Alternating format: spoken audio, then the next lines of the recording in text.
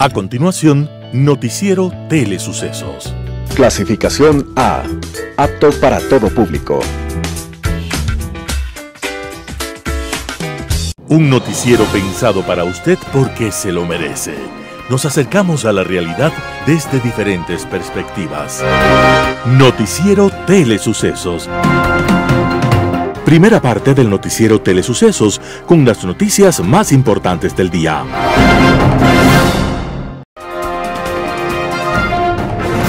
Un día como hoy. La palabra genio se aplica con toda justicia cuando se une a un bello personaje del Renacimiento, llamado Leonardo da Vinci. Cada obra, cada invento, cada creación artística o científica de Leonardo estuvo tocada por la genialidad. Leonardo empezó su vida artística en el taller del famoso pintor Verrocchio, pero pronto superó a su maestro, y en poco tiempo su fama llegó más allá de su tierra y lo llevó a la corte de Milán. Leonardo quería que todo el universo cupiese en su cerebro, y por eso no dejó ningún campo sin investigar, ningún espacio sin crear. Il sole non se muove, escribió luego de estudiar las rocas de un valle cercano a Toscana, y de esa forma se anticipó a Copérnico y Galileo. Y para la fiesta de un príncipe, creó un juguete tan ingenioso que hoy ese artilugio es el que le permite el funcionamiento de su vehículo. La caja de cambios, las diferentes marchas de su automóvil son creación de Leonardo. Y también imaginó las ciudades superpobladas por seres humanos y por automóviles. Y entonces ideó el helicóptero, cuando todavía el mundo no se imaginaba siquiera la existencia de la bicicleta. Y el avión, el submarino y el buceo fueron pensados por Leonardo. Y creó genialidades en pintura y escultura, y diseñó puentes, cañones, aparatos ópticos. Y fue músico, deportista, ingeniero, botánico, anatomista. No hubo un solo campo del conocimiento o del arte en el que Leonardo no dejara su huella profunda. Y hoy lo recordamos, porque un día como hoy, 2 de mayo de 1519, Leonardo cerraba los ojos y emprendía su más silencioso vuelo hacia la patria del silencio eterno. Las principales noticias del día. Titulares. Inicia campaña de vacunación infantil.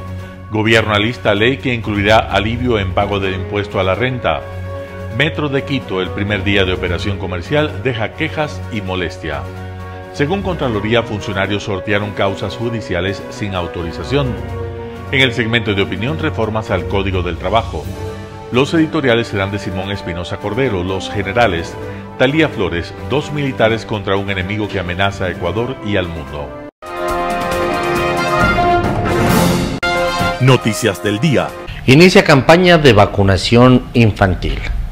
A partir de hoy, 2 de mayo, los niños de 1 a 12 años serán vacunados para prevenir la poliomielitis, sarampión y la rubiola.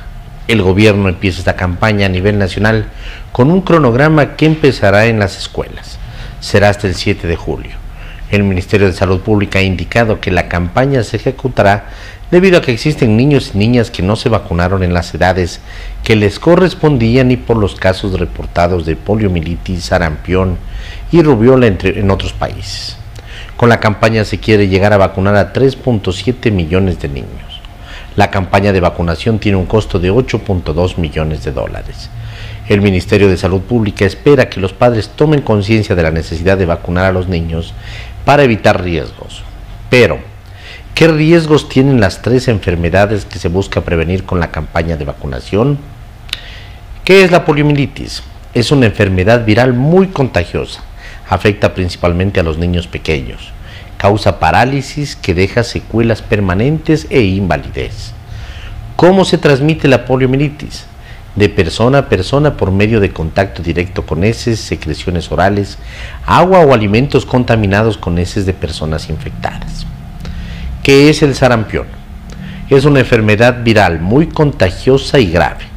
Puede causar ceguera, inflamación en el cerebro, diarrea intensa, infecciones del oído y neumonía, sobre todo en menores con desnutrición y pacientes con bajas defensas. ¿Qué es la rubiola? Es una enfermedad infecciosa que provoca aparición de manchas rosadas en la piel, fiebre o inflamación de los ganglios del cuello.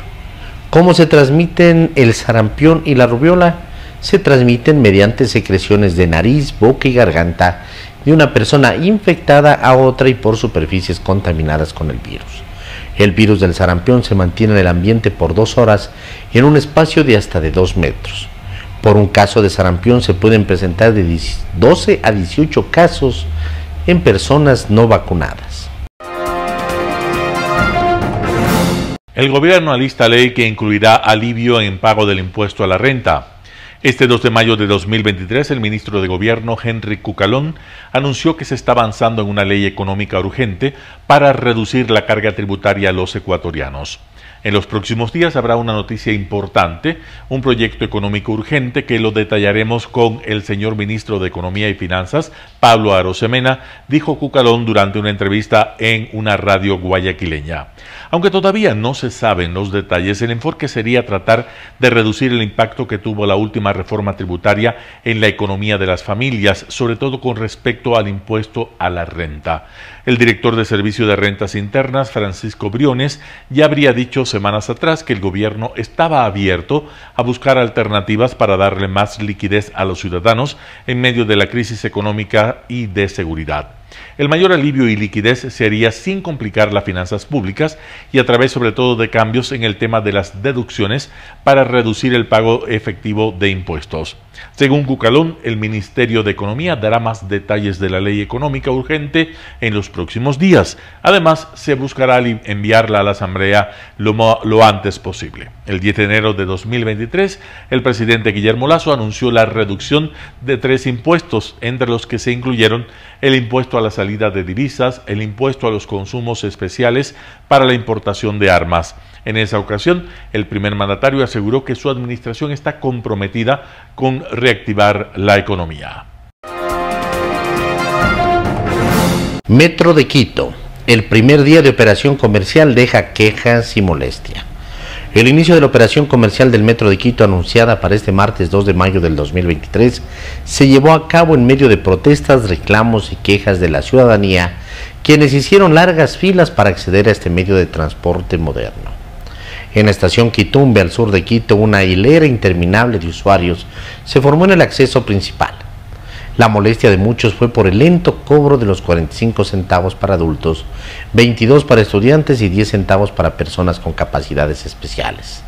Desde la empresa Metro de Quito se indicó que este problema fue ocasionado por la insuficiencia de personal en taquilla para realizar el cobro. También indicaron que horas después el proceso se normalizó. Ante esto, el alcalde de Quito, Santiago Guarderas, se pronunció en su cuenta de Twitter y señaló que hay inconvenientes que se irán puliendo para ofrecer en poco tiempo un servicio impecable a los quiteños. La modalidad de cobro en efectivo regirá al menos unas 4 semanas. Luego se utilizarán otros métodos de pago complementarios como máquinas expendedoras. Entre Labrador en el norte y Quitumbe en el sur estarán habilitadas 10 de las 15 estaciones del sistema de transporte Metro de Quito. Las restantes se aperturarán paulatinamente a medida que finalicen los trabajos de infraestructura y otros detalles en acabados. La franja en que la gente podrá utilizar este servicio será en horas pico, es decir, desde las 07 horas hasta las 10 y de 16:40 hasta las 19:30. Se recuerda que los pases con código QR habilitados para los viajes de inducción ya no tienen validez. Según Contraloría, funcionarios sortearon causas judiciales sin autorización. Un examen especial de la Contraloría General del Estado reveló la existencia de vulnerabilidades en el sistema de sorteos de causas judiciales en Ecuador. El ente de control auditó las funcionalidades del sistema automático de trámite judicial ecuatoriano SATG utilizadas para el sorteo de causas judiciales entre el 1 de abril de 2017 y el 31 de diciembre de 2021. El objetivo era realizar un examen especial para verificar la confidencialidad, integridad y disponibilidad de la información registrada en el SATG. Este sistema es el que permite realizar el sorteo y la asignación de las diferentes causas a los jueces. De hecho, Tras ese análisis, la Contraloría determinó la existencia de problemas y de presuntas irregularidades en el sorteo de las causas. Este martes 2 de mayo de 2023 se conoció que uno de los principales hallazgos fue que entre abril de 2017 y diciembre de 2021, 723 funcionarios públicos realizaron sorteos de causas en el SAGE sin tener autorización para hacerlo. Esto sucedió porque el sistema de trámite judicial no cuenta con controles informáticos para validar la información de acceso de los usuarios. Además, se activaron y desactivaron roles de usuarios para el sorteo de causas judiciales sin autorización. Entrevista del día. La mañana de este martes en Radio Sucesos, Hugo Espina, especialista en Derecho Penal, habló acerca de la resolución del COSEPE. Escuchemos lo que dijo. ¿Cómo tomar esta resolución del COSEPE, estas recomendaciones que hace directamente al Ejecutivo? Hay muchas de las definiciones que se han venido dando por parte de los miembros del COSEPE, de los flamantes posesionados, el consejero y el secretario, justamente nombrados por la Presidencia de la República, que dejan un espacio de la ambigüedad. ¿A qué me refiero con esto? Primero, yo le he escuchado con mucho detenimiento y preocupación también las expresiones del general Moncayo, que decía que la policía no está preparada para enfrentar una crisis tan grave de violencia como la que se está manejando en este momento, que el terrorismo es una potestad específica de Fuerzas Armadas y que por eso se ha tenido que hacer este escalado. En la práctica esto no es cierto. De hecho, yo creo que la unidad más preparada que tiene el país no es el GEO del Ejército, sino el Grupo de Intervención y Rescate de la Policía Nacional por la capacidad y experiencia operativa. Han estado en territorio no en un entrenamiento, sino en el territorio durante estos últimos prácticamente 30 años enfrentando delincuencia violenta y acciones en las que se han producido hechos de terrorismo, y son ellos los que están dando la cara, inclusive en temas para neutralización de artefactos explosivos y amenazas que se han venido dando a lo largo de estos últimos 30 años. Ha habido amenazas permanentes, pero desde que se produce esta escalada de violencia y de que estos grupos delincuenciales aliados con el narcotráfico llevan adelante una secuencia de actos que van desde la violencia carcelaria hasta la ejecución de atentados indiscriminados como el asalto a los puertos pesqueros en Esmeraldas y Guayaquil, deja clara huella de que efectivamente el Estado tenía que hacer un cambio. Pero no se puede ser tautológico y no se puede empezar a generar expresiones que no abonan en nada a la realidad. Primero, el uso de las armas de tipo letal que tiene la policía es lo normal. Todos los policías portan una pistola de dotación calibre 9 milímetros con capacidad letal.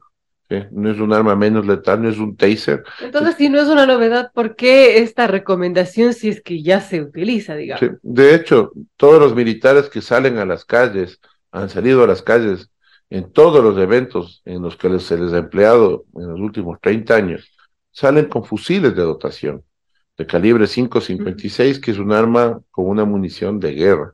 Las mismas armas que tiene el Grupo de Intervención y Rescate, el Grupo de Operaciones Especiales GOE, el Grupo Especial Móvil Antinarcóticos GEMA. Entonces, no estamos entendiendo realmente la naturaleza de un hecho. ¿Qué significa el empleo o el despliegue con el tema de terrorismo? Es que se pueden emplear todas las demás armas que no se emplean normalmente. Entonces, cuando nosotros hablamos de terrorismo, tenemos que hacer un símil a qué es lo que sucede en otros países. Cuando hablamos de terrorismo, Israel bombardea con aviones de guerra, con munición de guerra, con bombas de 500 libras, bombardea puntos estratégicos desde donde se le disparan misiles, las organizaciones o grupos que ellos consideran terroristas. Cuando Estados Unidos califica de terrorista a Al Qaeda, invade Afganistán y emplea todo el armamento militar que tiene a su disposición en su amplio repertorio.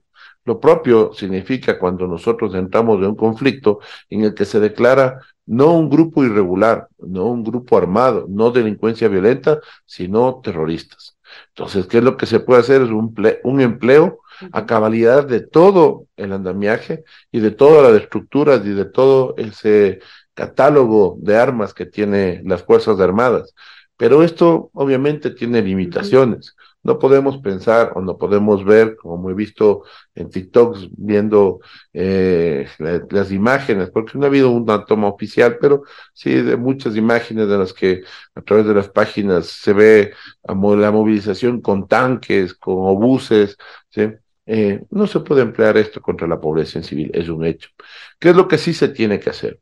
Un grupo terrorista en la naturaleza o en la forma en la que se está manejando en el Ecuador, lo que implica es que con el uso de inteligencia, con las unidades desplegadas de inteligencia totalmente destinadas a ubicar, identificar la estructura completa de una organización terrorista, es decir, todo el manejo del financiamiento, de la logística y de la operación, con cada uno de los roles específicos, ejecutar acciones de neutralización, acciones de prevención y poder desarticular estas estructuras.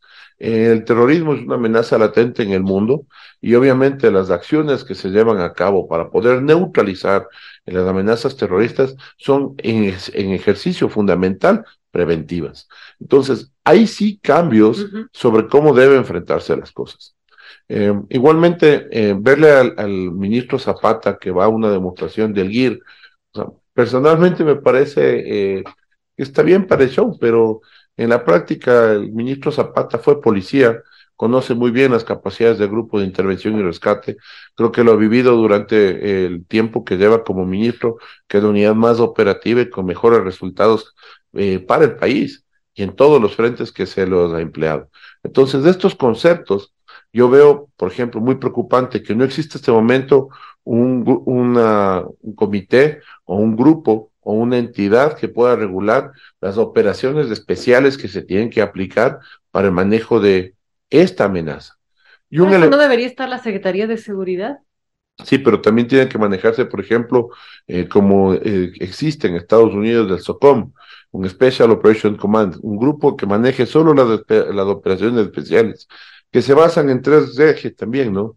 Se basan en un principio fundamental de compartimentación de la información, es decir, en vez de buscar toda la transparencia, lo que se hace es proteger a los operadores, a las fuentes que dan la información y obviamente a las acciones que se van a dar, porque cuando se combate el terrorismo se privilegia el resultado más allá de los métodos. Pero esto no quiere decir que están exentos los ejecutores de las acciones, es decir, Fuerzas Armadas y Policía, de que sean reveídos todos, me refiero, revisados todos sus procesos y procedimientos en la lucha del combate contra el terrorismo, inclusive de manera judicial, porque nadie está por encima de la ley y todas las acciones que están encausadas tienen que estar enmarcadas en el molde legal, digamos así, en este principio de legalidad de que ninguna institución está por encima de la ley. Ramiro García en Radio Sucesos, él es especialista en Derecho Penal, habló acerca del juicio político al presidente Lasso y también acerca de la resolución del COSEPE. Veamos la nota. Se pudo probar en este proceso que el presidente Lasso está relacionado a un delito de peculado. Bueno, sí, en efecto, fui convocado por parte de la Comisión de Fiscalización para dar mi criterio respecto del juicio político y de los estándares que deberían observarse dentro del juicio político. Para esto, un par de precisiones. En primer lugar, nosotros tenemos un juicio político reglado por la Constitución, que se circunscribe, se limita a causales específicas, y esto hace que tenga una característica diferente que la que se lleva a cabo en otros países de la región. Perú, por ejemplo, que tiene un procesamiento político totalmente amplio. Han llegado a destituir a presidentes por declarándolos éticamente incapaces. Acá esto sería imposible. Aquí la Constitución establece básicamente tres causales específicas. Delitos contra la seguridad del Estado, delitos de corrupción como cohecho, concusión, enriquecimiento ilícito y peculado, y finalmente pues genocidio y crímenes de lesa humanidad. En este caso se presentaron 3 cargos, 2 por concusión y 1 por peculado. La Corte Constitucional, que se constituye en el filtro jurídico del juicio político, dejó sin efecto 2 contenidos y pasó un tercero. Esto ya resulta interesante incluso como precedente, porque quiere decir que la Corte asumió la función de control de contenidos, cuando se debatía si es que el control constitucional que tenía que hacer la Corte era netamente formal, de requisitos. Pues resulta que la Corte dijo, no, vamos a controlar contenidos, y deja sin efecto 2 cargos, los de concusión, y autoriza el procesamiento político por peculado. Ahora, claro, si la Constitución establece al peculado como causal del juicio político y la Corte Constitucional autoriza el enjuiciamiento político únicamente por peculado, lo obvio es que se tiene que probar el peculado. Entonces, uno de los temas en los cuales se enfatizó es que tiene que haber prueba y tiene que probarse. Ahora, obviamente, el juicio político no es un proceso jurisdiccional. Por lo tanto, los estándares de admisibilidad de las pruebas no son los mismos que los del juicio penal o con los de un proceso jurisdiccional regular. Esto a propósito de que en algún momento a alguien de la Comisión de Fiscalización se le ocurrió acudir al COGEP, al Código General de Procesos, para establecer admisibilidad probatoria. Entonces, no, a ver, en un juicio político, pues los estándares son bastante más laxos de admisibilidad. Lo cual no quiere decir que una prueba manifiestamente inconstitucional pueda ser aceptable. Por ejemplo, una confesión obtenida por tortura, por decir algo. Y luego, también los estándares que se requieren, sobre todo en un proceso penal, de certeza a la hora de condenar, no pueden ser aplicados a un juicio político. Esto no significa que en el juicio político no pueda haber ningún estándar. Se tiene que probar y se tiene que valorar probatoriamente. Hay diferentes estándares en materia probatoria. Uno de los más laxos es el de causa probable, y yo creo uno de los más leves, es el de causa probable, y yo creo que es el estándar que debería acogerse por parte de la Asamblea. Es decir, hay que establecer una conexidad entre la decisión y los hechos aportados, en este caso las pruebas. Ahora, si usted me pregunta cuáles son las pruebas, yo digo la verdad, de lo que he seguido vía medios de comunicación y redes sociales, no lo veo por ningún lado. O sea, porque además se planteó una acusación en base de pruebas inexistentes. Se dijo que el gobierno habría renegociado y renovado un contrato firmado en 2020 por Flopec. Resulta que la propia Contraloría y el propio Flopec terminan certificando de que no ha habido tal renegociación ni tal renovación. Pero no solo esto, sino que se le está procesando políticamente al presidente por un contrato que no está bajo su directa administración, ni siquiera indirecta. Es decir, el presidente nombra al director de empresas públicas. El director de empresas públicas nombra al gerente de Flopec. Y el gerente de Flopec es el responsable directo de los contratos de Flopec. Entonces, aquí no estaríamos hablando de una comisión por omisión, sino de una comisión por omisión de la omisión de la omisión. Es decir, se estaría imputando al presidente responsabilidad política por lo que hizo o dejó de hacer un tercero al mando. Bajo esos estándares, tendríamos que procesar al presidente por las omisiones que puede generar una enfermera en un hospital dependiente del Ministerio de Salud Pública, que se olvidó de aplicar un medicamento a un enfermo cuando debía hacerlo. Un panorama de noticias para su estatura intelectual.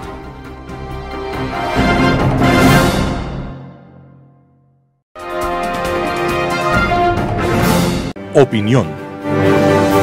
Estimados amigos y amigas, gracias por estar con nosotros en este programa especial de Telesucesos.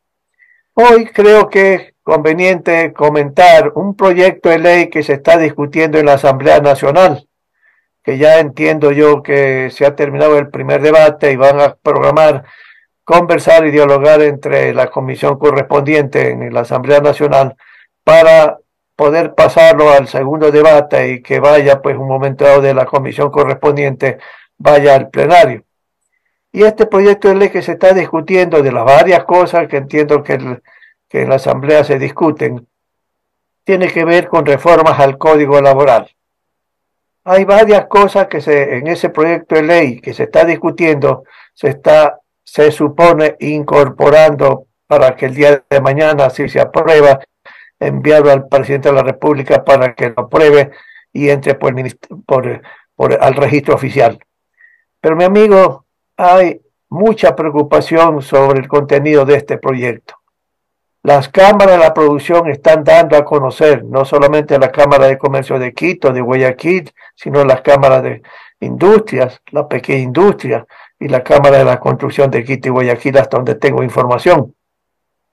¿De qué se trata? Se trata de, por ejemplo, incorporar mediante una reforma al código en términos de varios temas. Uno, que es las vacaciones. Hoy las vacaciones del sector privado, los trabajadores tienen, como conocimiento de cada uno de ustedes, 15 días de vacaciones. 15 días. Lo quieren, este primer elemento de la reforma es ponerlo a 30 días. ¿Y cuál es la argumentación? La argumentación dice que los empleados del sector público tienen 30 días y no 15, ¿sí? Y que bajo el principio de igualdad es conveniente, pues, sencillamente reformar el Código Laboral en ese sentido. Yo creo, mis amigos, que es totalmente inconveniente ese proyecto de ley, totalmente inconveniente. Hay una serie de razones que no los consideran los que proponen estas reformas en la Asamblea Nacional, y tiene que ver con el costo. Pero veamos qué nomás tienen los trabajadores como beneficio, y está muy bien los beneficios que tienen. No solamente es las vacaciones 15 días, sino que una vez que terminan en una empresa 5 años de trabajo, los siguientes años se va agregando un día más de vacaciones. O sea que no necesariamente son 15 días las vacaciones, sino mucho más debido a lo que acabo de mencionar. Pero también hay que convenir en algunas cosas. En términos de realidades, ¿qué beneficio nomás tienen? Aparte de pagarle, pues, naturalmente el sueldo que corresponde legalmente, desde el sueldo mínimo de 450, que el gobierno va aumentando $25 cada año. Aparte de eso, y aparte de las vacaciones que me he permitido mencionar, sencillamente hay el 13º y el 14º sueldo, ¿sí? Se trabajan 12 meses al año y se pagan 14 sueldos. Está bien, eso se creó en el pasado por razones políticas, y eso se está cumpliendo, y los empresarios chiquitos, medianos y grandes tienen la obligación de pagar el 13º y el 14º sueldo en determinada fecha. Pero aparte de eso, sencillamente está la obligación legal de afiliar a los trabajadores al Seguro Social Ecuatoriano. ¿Y eso cómo se financia?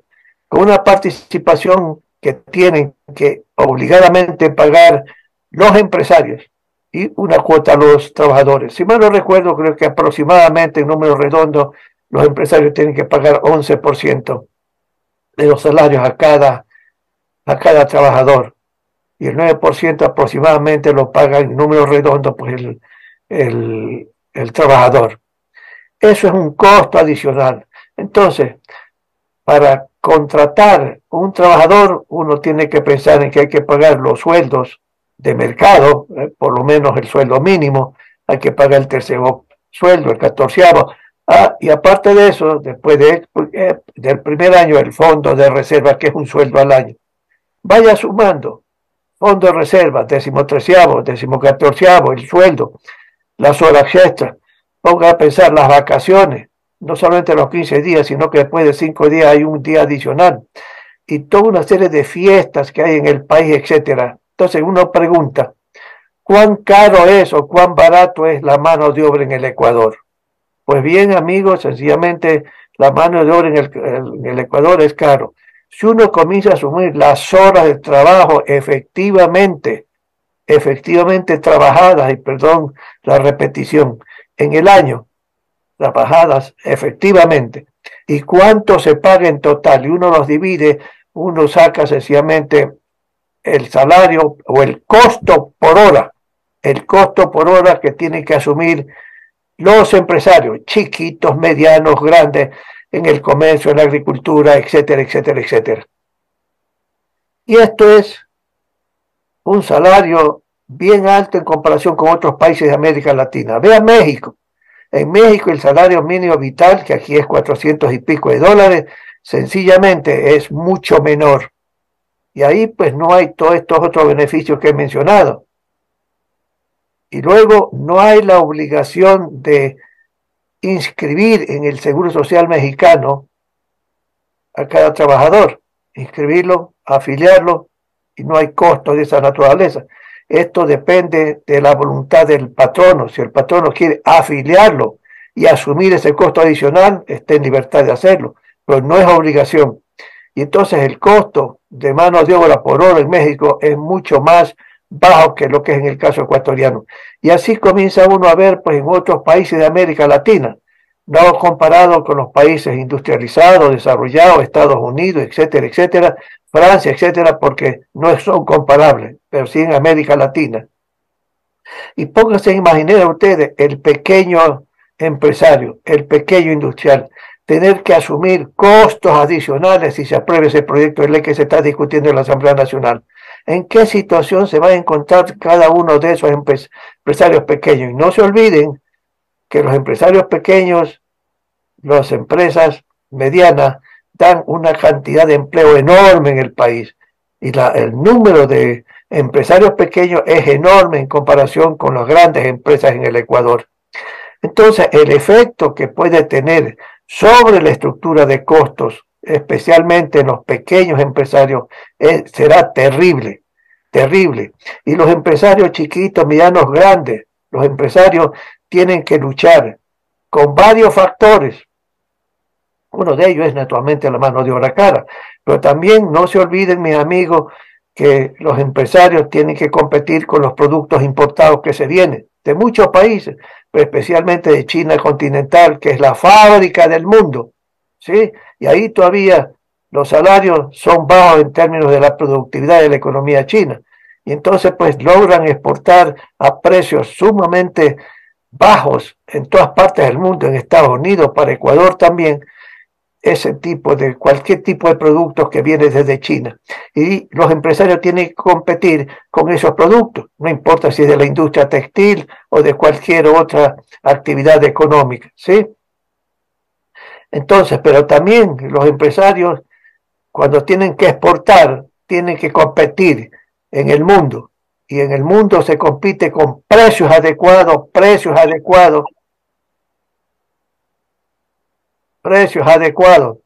señores, ¿sí? Y buena calidad y buen servicio del producto del servicio. Estimados amigos y amigos, ese proyecto de ley no es conveniente para la clase trabajadora ni para el país. Y si el día de mañana se aprueba, el presidente de la República tiene la obligación, aparte que tiene la facultad, de sencillamente petar totalmente el proyecto porque será totalmente inconveniente. Hay que trabajar más, no es que hay que trabajar menos, hay que trabajar más, hay que ser más eficiente, hay que ser más productivo, estimados amigos, ¿sí? Y hay que crear más empleo, más empleo. Y ese proyecto de ley, si se aprueba, más bien lo que producirá es un desempleo. ¿Por qué? Porque los empresarios de todo tipo lo que van a hacer es a poder meter más tecnología en los procesos productivos, y en la medida que ustedes meten más tecnología en los procesos productivos, usted a su vez destruye una serie de empleos, ¿sí? Entonces, amigos, por último, permítame decirles, es inconveniente ese proyecto de ley de reforma laboral que se está discutiendo en la Asamblea Nacional. Aquí deberían pedirle que vayan los representantes del gobierno para dar su opinión. Eso es uno de los temas también muy negativo en el país, falta de coordinación entre el Poder Legislativo y el Poder Ejecutivo. Amigos y amigas, gracias por haber estado con nosotros en este programa. Nos veremos la próxima semana. Editorial. Los generales, artículo de Simón Espinosa Cordero. La noche está más oscura que nunca, pero pronto vendrá la aurora. Este país que otrora fuera luz de América se encuentra despedazado por el mal tiempo y la estupidez política, enfrentándose desde el año 2007 a su propia caricatura. El narcotráfico, la inseguridad ciudadana, la criminalidad y la muerte se extienden de manera exponencial por todo el territorio nacional y el Estado, con la ley devaluada, la infinita corrupción que le es consubstancial, el abatimiento de sus instituciones y con absoluta inexistencia de gobernabilidad, no ofrece garantía a la nación. En estos tiempos tan trágicos, solo una seguridad nacional, pública y o ciudadana, sabiamente formulada e inteligentemente articulada, podría mitigar las grisuras tristes del porvenir. En caso contrario, el sacrificio de la patria, a muy corto plazo, será definitivo. La inclusión en el Frente de Seguridad Nacional de los generales Paco Moncayo y Wagner Bravo, respetados y respetables, militares, hombres de talento universalista y contemporáneo, es la noticia que la sana razón y las urgencias del país tenían pendiente. Sin embargo, no será nada fácil para ellos, ninguna seguridad nacional, pública o ciudadana, sin el imprescindible soporte de un liderazgo fuerte y decidido del gobierno nacional. Simplemente no es posible y puede convertir todo patriótico esfuerzo en la frustrante tarea de Sísifo. Aspiramos también a que el valioso aporte de estos comandantes en momentos de extrema crisis nacional como los que vivimos no sea denegado ni contradicho por ese contrasentido que desde hace rato inspira la gestión pública, maleficio que se concede el atroz derecho de vivir en una carroza imperial, de perderse en sus propios laberintos, de insistir en lo equivocado, de rechazar lo que es inteligente y que sin ningún pudor está llevando al país hacia una realidad distópica de corte fantasmal. Una guerra es lo más parecido a un cataclismo. Artículo de Simón Espinosa Cordero. 2 militares contra un enemigo que amenaza a Ecuador y al mundo. Talía Flores, primicias. Un golpe de imagen en la lucha contra la violencia y el crimen organizado ha dado el presidente Guillermo Lasso al lograr que 2 militares victoriosos en la guerra del CENEPA acepten ponerse al frente de la seguridad del Estado en graves momentos para el país. Los generales Paco Moncayo y Wagner Bravo han tenido la entereza de asumir las delicadísimas funciones en las que su solvencia estratégica, demostrada en el campo de batalla, será puesta a prueba. Sun Tzu, el genio chino de la estrategia militar, sostenía que un ejército victorioso gana primero y entabla la batalla después. Esa sensación daría la impresión buscaron transmitir a la sociedad porque tras la designación de los generales, el Consejo de Seguridad Pública del Estado, COSEPE, el órgano más alto del país, integrado por las cabezas de todas las funciones del Estado, declaró terroristas a los grupos delictivos. Esto implica tomar acciones para combatir todas las amenazas contra la seguridad integral que estas actividades generan en el país.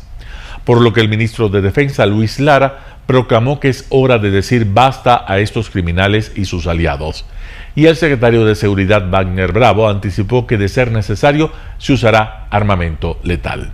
Pero lo sucedido en naciones vecinas y en otras latitudes demuestra que la sola acción militar es insuficiente para un problema que es multidimensional y transnacional. Lo que pasa en Colombia y en México son ejemplos que tienen que ser mirados para no repetir las mismas políticas y fracasar, y terminar cediendo el territorio al narcotráfico. Tras la firma de la paz, Colombia ha roto su propio récord de producción de coca con 204.000 hectáreas de plantaciones, 43% más que hace 10 años, según la Organización de las Naciones Unidas, mientras que el crimen organizado acecha. En 2022 hubo al menos 92 masacres en las que murieron 321 víctimas, según la Oficina del Alto Comisionado de la ONU para los Derechos Humanos. Lo de México es espeluzna. se han identificado unas 150 bandas del crimen organizado que se han tomado zonas del vasto territorio, por lo que algunas poblaciones son consideradas agujeros negros, ya que ninguna autoridad puede ingresar allí. Lo de Ecuador lo sabemos y lo sufrimos. Aquí se encontró una tonelada de cocaína en la base de Manta. Un general que fue mencionado en las Cortes de Nueva York durante el juicio al Chapo Guzmán como parte de su organización. El radar de Montecristi fue descompuesto a los pocos días de instalado y el embajador de Estados Unidos, Michael Fitzpatrick, ha declarado que los cárteles pelean entre ellos por el control de las rutas, los puertos, las cárceles y la justicia. Por lo que habló de narcogenerales, narcojueces y del retiro de visas a estos. Poner a 2 militares a la cabeza de la seguridad del Estado podría ser asumido como una suerte de relanzamiento de la política de seguridad, luego de que la actuación ha sido solo reactiva tras los ataques y las masacres. De ser así, es imperativo transparentar los planes y las acciones a tomar, porque el mayor esfuerzo debería centrarse en atender a los sectores más vulnerables, a los que el Estado ha abandonado y se han vuelto presa fácil de las mafias. La miseria en la que sobreviven ha sido aprovechada por las organizaciones delictivas para infiltrar el tejido social del país, y esto sí es funesto.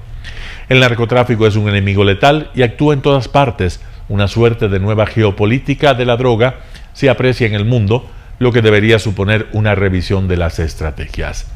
Estados Unidos ha dejado de ser el principal destino de la cocaína, porque ahora consume más el fentanilo, una droga sintética, por lo que los cárteles van a Europa. Hoy mismo, el puerto de Amberes en Bélgica se ha vuelto la entrada de la cocaína y es un escenario de tiroteos y de muerte. La mayor parte de la droga proviene de Guayaquil y allí también opera la mafia albanesa.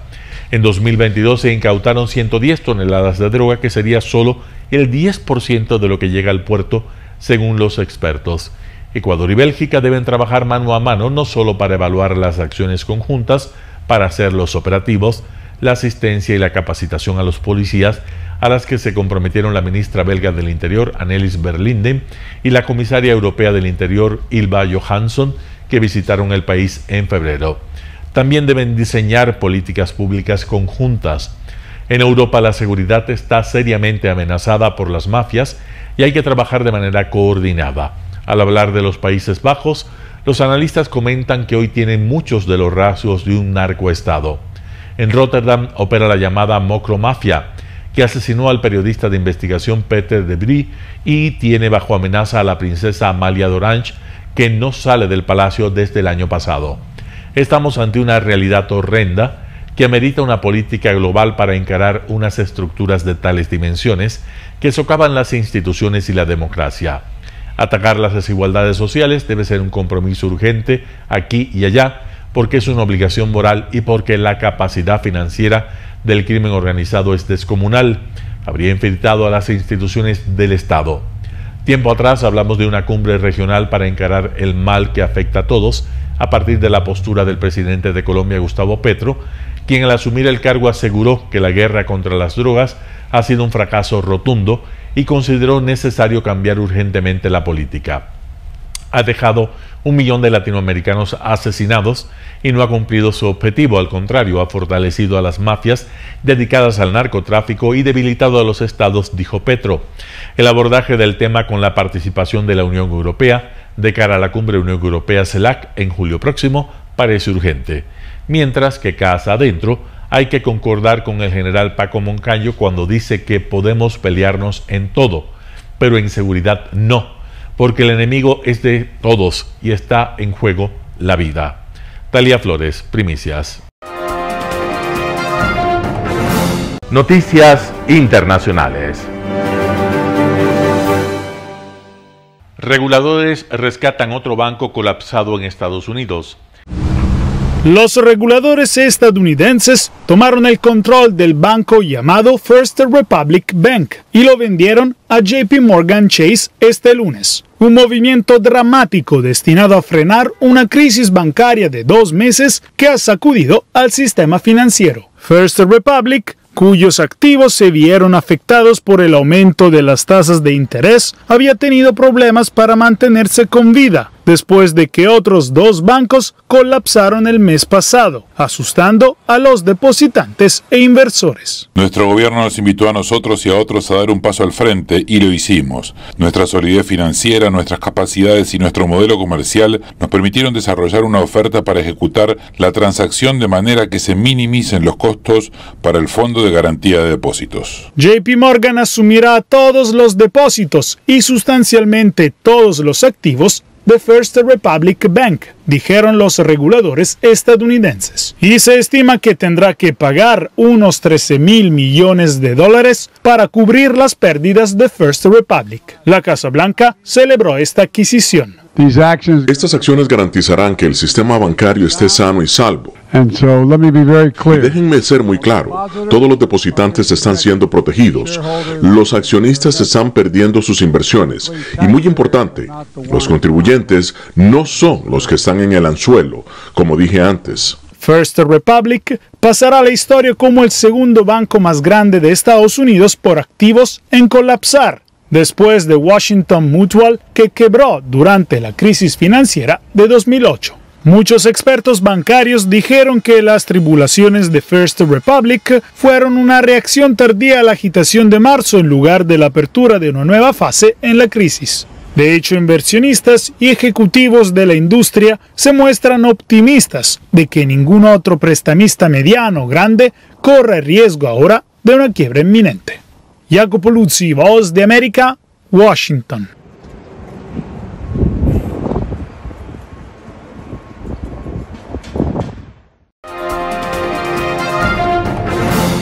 La inflación europea repunta en abril hasta el 7% antes de la decisión sobre los tipos de interés. La cesta de la compra lo delata y Eurostat lo confirma. La inflación volvió a subir en la eurozona el pasado mes de abril. Según los datos anunciados este martes por la Oficina Estadística de la Unión Europea, la tasa de inflación anual aumentó 0,1 con respecto a marzo, situándose en el 7%.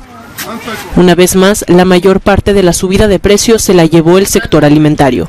El alcohol y el tabaco tampoco ayudaron. La llamada inflación subyacente, que no tiene en cuenta los precios de la energía, los alimentos, el alcohol y el tabaco, bajó 0,1 hasta el 5,6%. En cualquier caso, los datos son peores de lo esperado por los analistas, que apostaban por el estancamiento, y son un incentivo más para que el Banco Central Europeo vuelva a subir los tipos de interés en su reunión del próximo jueves.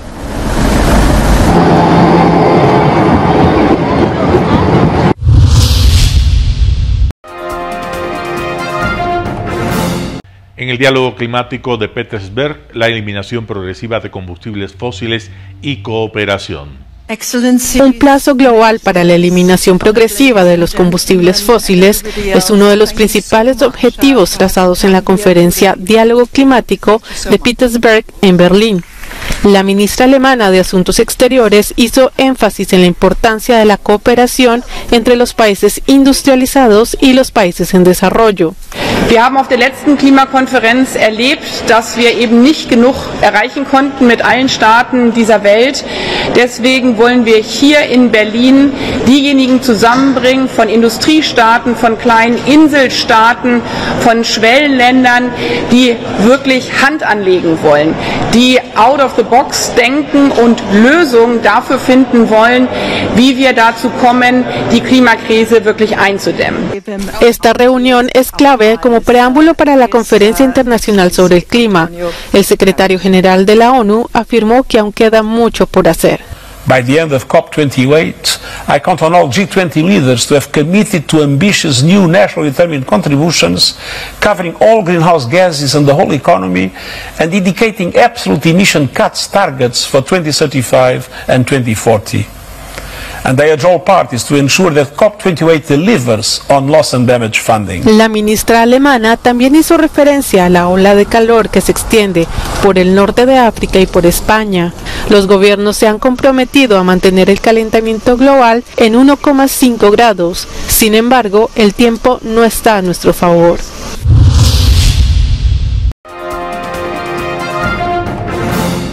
Los yudokas ucranianos boicotearán el Mundial por la participación de atletas rusos. Ucrania boicoteará el Mundial de Judo de Qatar de la próxima semana.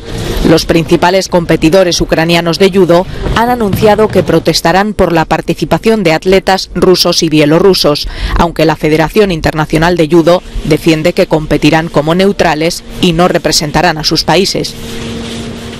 Ми готувалися до цього, розуміли, що може така ситуація бути, але чекали, що все ж таки здоровий глузд в Міжнародній федерації переможе, але вийшло зовсім не так.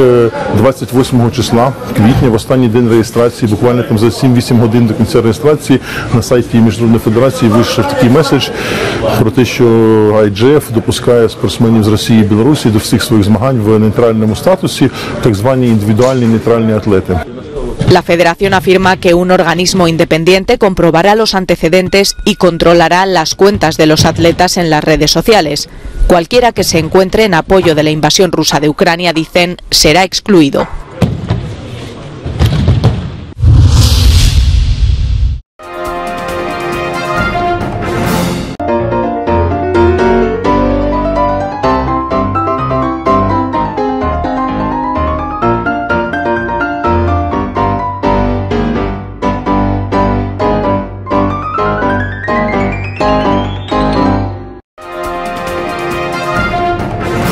El término arena dejó tiempo atrás de ser sinónimo de muerte. Hoy es un espacio de vida, de desarrollo de una de las actividades básicas del comportamiento humano, el deporte, que quizá, como ninguna, moviliza sentimientos y emociones, elimina como principio la violencia, intereses personales, trampas, desunión e intrigas. El deporte, con sus valores, solo deberá entregar mensajes de bien para mejorar las actuales estructuras sociales y políticas en deterioro en las que vive nuestro país. Hoy entregamos a nuestra audiencia de la ciudad de Quito deportes y en especial a la parroquia de Calderón, uno de los sectores populares de mayor desarrollo de la ciudad, con una población estimada en 1 millón de habitantes que están en contacto diario con el canal 29 UHF, presente con sus instalaciones deportivas en Llano Grande, su centro de gravedad. Telesucesos, desde nuestro estudio principal y en el de Arena Telesucesos, es el único medio de televisión que transmite de lunes a viernes 4 horas diarias de diversos eventos y novedades deportivas: el ecuavóley, básquet, tenis de mesa, halterofilia, taekwondo, esgrima, box, cachascán, gimnasia olímpica. Pueden ser observados en Canal 29 UHF y en todas las redes sociales en su televisión, sin ningún costo, desde la comodidad de su hogar, en nuestro canal y en las redes sociales. Arena Telesucesos es el escenario en donde el deporte tiene vida. Nuestros invitados y jugadores están en la cancha junto a usted y como nunca antes en la pantalla de su televisor, acercándole a un espectáculo inolvidable de luz, color y fiesta. Por fin usted encuentra el deporte que practica y que nunca es transmitido ni considerado por otros medios de comunicación con la importancia que nosotros le damos. El ecuavóley es el gran protagonista en una cancha con todos los estándares y comodidad para su práctica. Es el único deporte ecuatoriano con partida de nacimiento ecuatoriana. Somos inéditos, nos acercamos al deporte popular de nuestra gente que comparte nuestros esfuerzos. En Arena Telesucesos, aparte del atractivo de los eventos deportivos que transmitimos con nuestra señal a los televisores de su hogar, también entregamos muchos de los valores que encierra el deporte y en especial privilegiamos nuestra identidad nacional en el ecuavóley, jerarquizando su presencia como el deporte con partida de nacimiento en nuestro país. Telesucesos, el canal de televisión siempre inédito. El noticiero Telesucesos es retransmitido de lunes a viernes a las 7 horas por Radio Planeta Sur 106.1 FM de la ciudad de Loja. Noticiero Telesucesos.